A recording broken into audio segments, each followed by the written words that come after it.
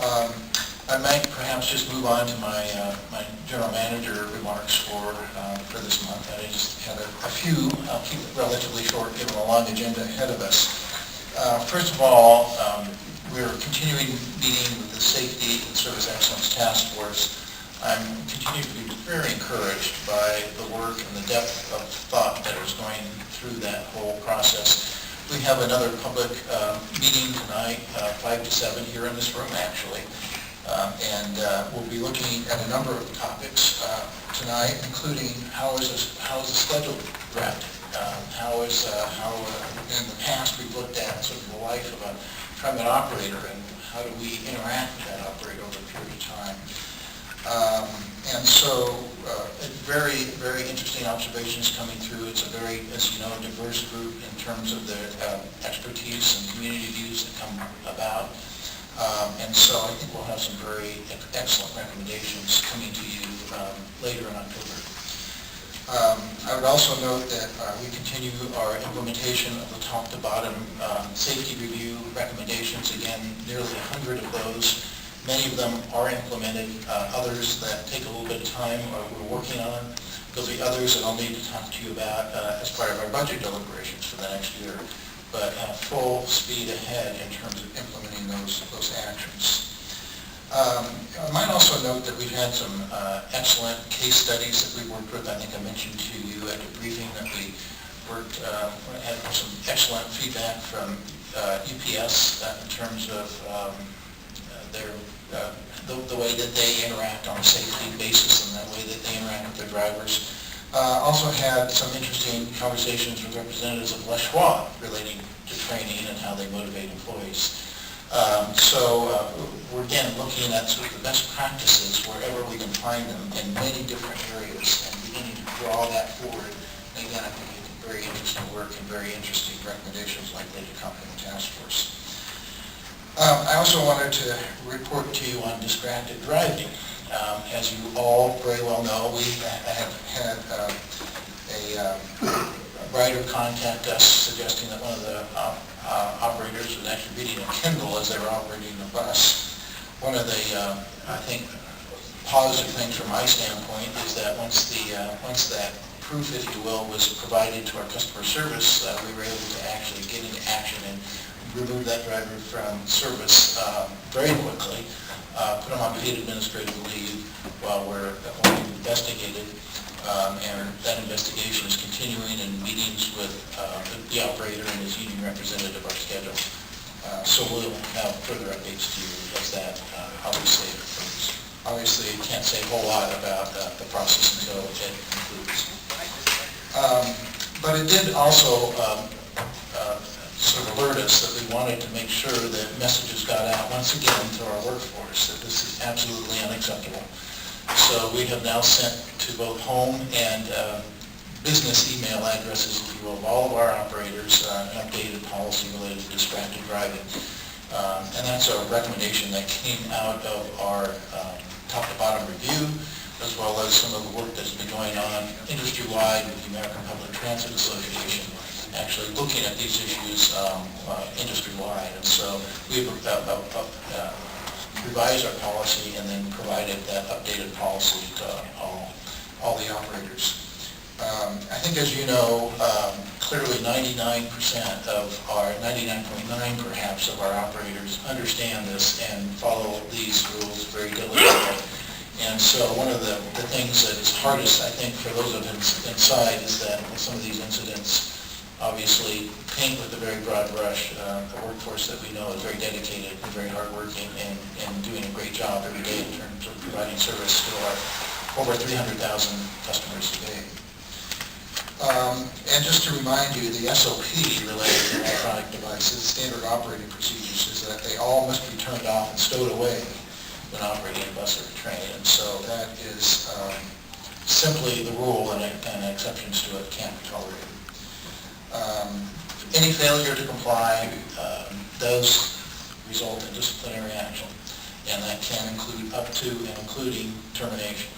So obviously every situation is a little different. We have to look at it with some balance as management, but obviously we're being very serious about taking disciplinary action. So I also wanted to report a bit to you on Race for the Cure, which is one of our busiest Sundays of the year. We actually put on extra NAC service this year. The service went very smoothly. I was a little worried because at 11:47 the night before, we had a tree come down in Old Town and damage one of the MAX wires, and so we were sort of worried about that. But the crew scrambled and did a great job of getting service restored for Sunday morning and went off pretty much without a hitch. It's about an 8% increase in average daily Sunday ridership for that event. Of course, it's all concentrated in a very short period, so I had a lot of extra service out. We also have a lot of volunteer TriMet employees out at platforms helping our customers and providing information to customers who might not be regular users of the system. I also want to report on August ridership. We carried 8.4 million trips on buses, MAX, and WES, which was a 3.9% increase over August of last year. Overall weekly ridership was up about 2.6%. There has some shifts between our various lines of business, if you will. MAX was up over 18.5% over a year ago. It's a very large increase, but of course that's largely due to the Green Line. Bus ridership is down, certainly reflecting the recession and some reduced service, but also the Green Line options that were available to many customers shifted some customers from bus to rail. Also, the switch from Fair to Square to free rail zones shifted some customers from bus to rail. So it will be another month or two before we really begin to see the apples-to-apples comparison once these sort of major system shifts have taken place. One of the other encouraging statistics in our ridership report this month is that WES was up again 18% over the last year. So it continues to grow. When you sort of add all the rail versus bus together, rail ridership now accounts for about 43.4%. That's pretty exact, actually, 43.4% of TriMet's weekly ridership. So again, we're beginning to see some shifts basically because of the Green Line and the additional rail service we've provided on Portland Mall. And speaking of the Green Line, we had the one-year anniversary of its opening here over the last month. We saw over the first year more than 6 million trips taken on the Green Line. We ended the year, the August report, with about 20,500 average daily weekday riders on the Green Line, which is, I think, an excellent result. A little bit less than what we had predicted, but again, we didn't also predict a recession and dip in employment quite the way we've actually seen in the real world.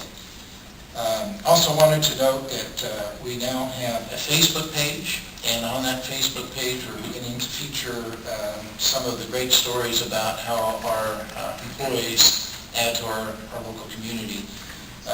One featured a story about one of our volunteers of a Race for the Cure. We've had another story feature an operator and how he helped a writer who is an aspiring writer, W-R-I-T-E-R, and loan books assisted in review of manuscripts and other things for that writer. So, as you well know, we have 2,600 very dedicated employees, and they do great things for our community, and we want to begin to feature that more regularly. Also, we had a quick update, as Rick noted, on the Portland-Milwaukee project recalibration. I think we've made excellent progress in a short time. We've identified a list of potential project reductions, and we're working through our Citizen Advisory Committee and other advisory groups to come to grips with that. Well, that list totals about $62 million, and whether or not we'll need all of that depends upon our success in raising additional contributions. We now have $27 million dedicated from Metro, additional MTIP resources for the project, an additional $10 million of congestion management air quality funds provided by ODOT. We're also working with the City of Portland and many other partners looking at in-kind contributions as well as cash contributions to the project. The in-kind would primarily be additional donated land that we would otherwise have to buy by those who are benefited by the project or adjacent to the project. So we're continuing to work at least halfway through that, working with the federal government, and actually some of us will be visiting the Federal Transit Administration both in Seattle and in Washington, D.C. over the next week to sort of make sure that the path is clear for the approval of this project over the next few months. With that, I'd be happy to pause for any questions.